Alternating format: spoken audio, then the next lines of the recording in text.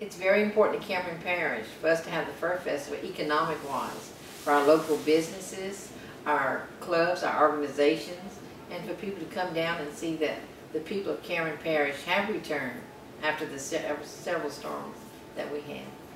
But I remember I was around 10 when the Fur Festival began, but all through the years leading up to it, we had a carnival at the Fur Festival, and it was like on what we call Smith's Lot. It's across from the fire station today. But everyone would come down.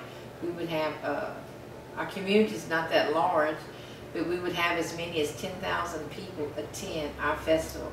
The streets were lined with people. And one of the churches down here would barbecue Nutra so that the people from away from here could have a taste of it to see what it tastes like. And most say it tastes like rabbit.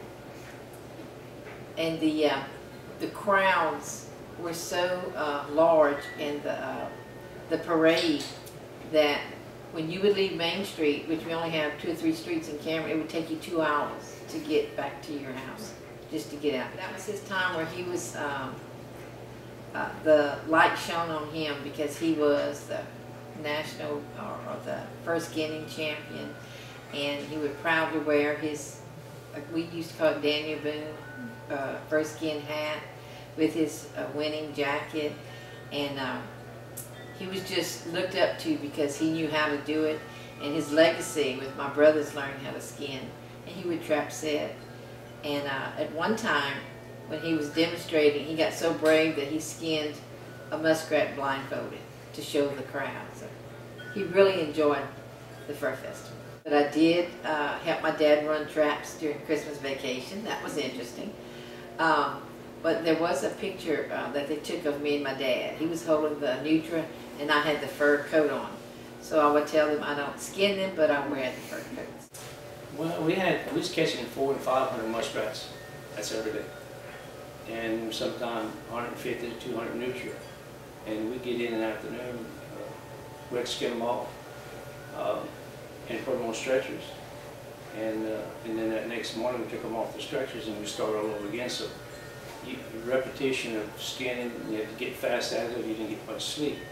You have to go with it. It was a fun time, and the times I did go when I first went, I went with Teddy on his trap line and see where they trap. Because they trap similar to what we do, but they use the conibear where they trap underground more than we do. We use the foot trap, paddle on top ground because it's not as cold here as over there. People would come from all over the state to see our culture, the way of life we are, and of course Cameron Parish people, the way we are, we opened everybody with open arms. The shops all across the streets that we hoping to build back soon, that would actually, they would have hot chocolate or coffee, fresh homemade biscuits, things like that to really show the camaraderie and the open hospitality that Cameron Parish really has with our culture. You know? So it really, it's kind of gotten to the commercial level now, but the floats were being prepared 6 months in advance. They were being built in garages, backyards. But when somebody had a float to build, it was an organization like the Optimus Club, the Retriever Trials, everybody, the Manhattan companies, everybody would participate. Everybody would give it a good showing, you know. And having a 3-hour parade in the small streets in Cameron, that was quite a large parade, you know. I mean, it was something to see back then. And I'm hoping and trying that, you know, the younger generation can enhance it after this documentary and see that really this is what it's about. It's important to Cameron Parish citizens because it really shows the rest of the world that we do have a culture. We believe in our culture. We love our culture. We really have something here that's unique within the whole world. Yes, they have other things similar to it, but it's the way we present it. Cameron Parish people are very proud of their town, the parish, their little sections of the parish. They're proud of what they do. They're proud of their heritage from their great-great-grandfathers and what they've done. So it's a unique situation for the younger generation to learn about our heritage and keep the dream alive, you know. And I know our great-grandfathers and our ancestors are probably smiling at, you know, our age, my age, and the younger generation like you, showing them that, hey, we're here, You know, we have a beautiful part of the little piece of the state. Let's show it off. You know, be proud. The outdoor events, there was quite a large of them. I know in the trap shooting we had a large turnout with that, and but everybody participated in that. And like I said, everybody wanted to show off their talent. It was a time and a place once a year you could do that, and then learn new ideas. The retriever trials, it was the same thing. You raise your animals, your man's best friend, and you really want to show the public and the people, you know, what you've done. It was kind of like a little glory time, you know, not to brag, but something to boast about. And it was always, the competition was fairly well fierce, because if you got second place, then the following year you tried a little bit harder. See? And that's what competition is about. So it was really unique with this neutral skinning in the first skinning contest. Mr. Fletcher Miller, he would actually go out the morning before, like 3 or 4 o'clock in the morning, and catch the animals to bring in for a 10 o'clock skinning contest, because the animals had to be fresh. You know, you can't use a frozen animal because the skin tears and you'd be disqualified. So everything had to be right at the last moment. You really had to prepare and really have a game plan for all the activities in camp. That was in 1977, I think. It was in Cameron, and that was in the old, the town of Cameron, at the auditorium. The night they crowned me King Fur, I guess, and that year I represented the alligator industry. It was just beginning at the time, and I'd worked for Wildlife and Fisheries and developed a lot of the alligator programs and the harvest, and they honored me with that king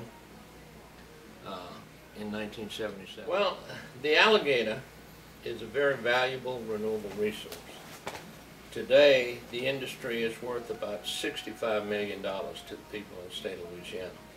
Oddly enough, the first harvest we had in 1972 was in Cameron Parish, because we had the most alligators in Cameron Parish, and we were located in Cameron Parish with the Rockefeller Wildlife Refuge. It was always well attended, and of course, since the hurricane, we missed a lot. We're missing a lot of buildings, and but even a few days before the festival, people started coming in from all over the country to view the festival, to witness it, and because it was very interesting, and it was unique. It was a winter festival, and not many festivals are held during the winter. Most of the time, festivals are held during the summer and the spring and the fall. But this was dead of winter, cold as heck, and people were coming out by the masses, and the roads were full. It was very well attended. I think the Fur Festival, that one day, is a giant schoolroom for the people that attend the festival and honoring that industry. It's a learning curve that they learn. Say the festival is honoring the alligator. Well, they learn many different facets of the alligator's life history and see many different people involved in the alligator industry. So it helps educate the people attending the festival for the cattle. And say, for instance, myself, I'm not really familiar with the cattle industry. You go to the festival and you learn so many things about cattle and the write-ups in the paper and all. So it's a good learning curve. And I think some of those young kids, like yourself, that attend that festival, either the alligator or the fur festival, or the shrimp industry, you might have an interest in that sparks you to go on to college, to be a vet, to study and help cattle, or to be a biologist, to study shrimp migrations or something like that. So I think it's real good to honor these different facets of the industry, because Cameron Parish is such a wildlife-oriented parish. And by bringing... The festival brings a huge economic impact to the community of Cameron and to the parish of Cameron. It also helps people come together. People have a really good fun time there. They see a lot of people that have moved away over the years, and since the hurricanes, it's become a reunion for a lot of people who are no longer living in the parish but come back to see family and friends that they don't see on a regular basis anymore.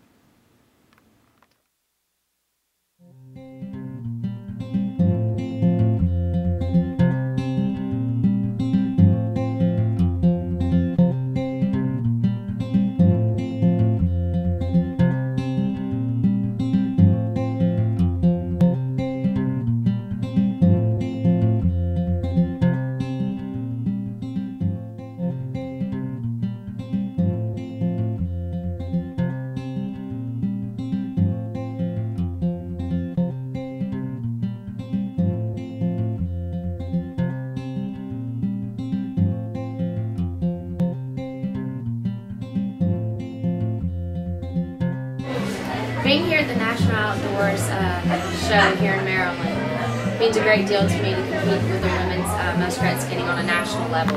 My grandfather taught me how to skin many, many years ago. The first rat I skinned was in 1993. And so now to be here in 2010, years later after his death, and to follow in the footsteps of my uncle J.A. Miller, who still holds the record for skinning 5 rats in 51 seconds, if I'm not mistaken. I'm going to hope to do them proud tonight, although their skinning is a lot different than our way, but it's still a great honor to just carry on that tradition that my grandfather started so many years ago in Louisiana. Perfect.